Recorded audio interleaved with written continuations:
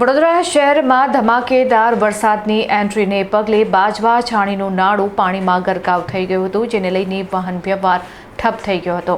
લોકોને railway track પર ચાલવા માટે મજબૂર બનવું પડ્યું હતું. ચોમાસાના પ્રથમ ધમાકેદાર વરસાદે જ વડોદરા મહાનગરપાલિકાની પોલ ખોલી નાખી છે. ખાસ કરીને શહેરના વ્યસ્ત ગણાતા બાજવા છાણી રેલવે નાળામાં ઘૂંટણસમા પાણી ભરાઈ જતા વાહન વ્યવહાર સંપૂર્ણપણે ઠપ થઈ ગયો હતો. આ નાળામાંથી પસાર થતી અનેક કાર અને ટુ વ્હીલર વાહનો અધવચ્ચે જ પાણીમાં બંધ પડી જતા ફસાઈ ગયા હતા. નાળામાં પાણીનું સ્તર સતત વધવાને કારણે રસ્તો સંપૂર્ણ બંધ થઈ ગયો હતો, જેના લીધે નોકરિયાતો અને સ્થાનિક રહીશો ભારે મુશ્કેલીમાં મુકાઈ ગયા હતા.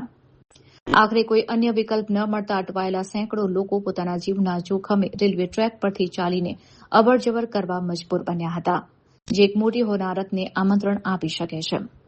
સ્થાનિક રહીશોમાં ભારે આક્રોશ જોવા મળી રહ્યો છે કે ચોમાસાના પહેલા જ વરસાદમાં શહેરની આટલી બદતર હાલત થતી હોય અને મુખ્ય માર્ગો બંધ થઈ જતા હોય તો પછી તંત્ર દ્વારા કરવામાં આવેલી પ્રી મોન્સૂનની કામગીરી યોગ્ય છે ખરી?